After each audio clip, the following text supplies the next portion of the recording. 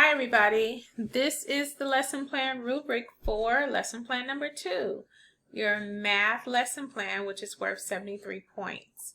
So it's important each time you do a lesson plan to go over the rubric. Please do not assume that it's the exact same rubric as the one before. This rubric is going to be slightly different because you're required to actually have a setup. So and the points are more than the first lesson plan, okay? So instead of putting the template first, I put the rubric first because I want to make sure that you are actually going through this rubric and checking it against the lesson plan that you wrote. If you have a way of printing this out, that might be the best way to do this. By printing it out and then looking at each item. Don't just look over here. Look at each item and kind of go through and check off if you have done this on your lesson plan. Okay? So if you already started your lesson plan, drafted the lesson plan, that is perfect. That's actually better. So don't think, oh, why didn't we have this first? No. You already came to the class knowing how to write lesson plans. So even without this, you should have a foundation for a lesson plan. Now you're going back and you're checking. What do I need to include? What am I missing? Do I have everything? Okay. So of course we've gotten over the name part. You know your name. What's the theme? Web and web area. Web area of focus. So I just realized in doing this video that I made a mistake on my demonstration, but I have a way of fixing that because I did not include my area of focus. For lesson plan number 2, the curriculum area is math. The activity name, you come up with that, and then the age of the children. So it says even though you focus your web and everything on one particular child, you have to now picture that child in the classroom setting with other kids. And when you go to do this activity, there might be 3 or 4 other children sitting at the table with you while you're focusing on your particular child. So you're doing this experience for more than one child, but you focused your ideas and your planning around the child that you observed, okay? So developmental skill. If you completed the discussion, let me go to it. If you completed the discussion, I forgot what I named it, mathematics and your child. If you completed this already, you already have your developmental skill, okay? If you changed your mind after doing this discussion, then you have to go back and identify a developmental skill.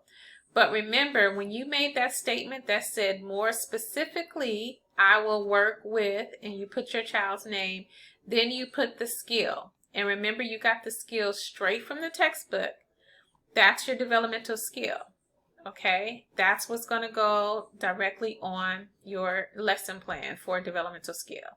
So it's saying developmentally appropriate skill. So if you got it from the foundations, for some, if you have a 4-year-old or 3.5-year-old and you picked a skill that was for a 60-month-old, which is age 5, you want to just go to the left of the table and pick the skill that's for the 48-month-old, the age 4. Okay, if you picked a skill from the foundations under the section related to math, then it's automatically connected to the curriculum area. The next thing is to make sure that your skill is connected to the behavioral objective. So that's where we left off from the discussion, is that you now have to do the behavioral objective and do your procedures. Okay. When you did this discussion activity, you came up with your skill, you came up with the activity name, you even identified the materials. The description of the procedures is technically, the description of the experience is technically your procedures, but you're going to add all of the bells and whistles to it. So remember, you want to have an opening that engages and captures the children's interest. You want to make sure you're including your teacher language and vocabulary. And remember, teacher language and vocabulary can technically go anywhere in this experience. But if it's new vocabulary that children need to understand while they're going through the experience, you want to have that earlier than later. Okay? But going back to the behavioral to the skill. The skill is connected to the behavioral objective. The behavioral objective is connected to the skill. So whatever you put for the skill and whatever you decided to do as your activity that's related to this skill, now you're going to write the behavioral objective. How are you going to do it? What behaviors are you observing from the child? And am I still recording? I think so. What is the minimum level of performance? Okay. Here. So this behavioral objective is worth a lot of points. So just make sure you spend some time with that. Then you go into your procedures. So the main thing I'm looking for here is that you figure out a way to make the children excited and engage them and help them feel interested in what you're about to do. Okay. Remember, transitions are moving children. If you just say sing a song, then I'm going to say, how are you moving the children? So are the children going to sing and walk to, the next area? Are they going to hop? Are they going to skip? Are they going to count how many steps it takes to get to, whatever? You have to show how you're moving children to the next experience, the next part of their routine. Okay. Then you have teacher language interactions, vocabulary words included in the procedures. So it's just making sure that you don't just list the teacher language under this section and list the vocabulary under this section, but then you don't tell when you're actually going to talk about it in your procedures. Your procedures is everything that's going to happen from the beginning and to the ending of your entire experience. Okay?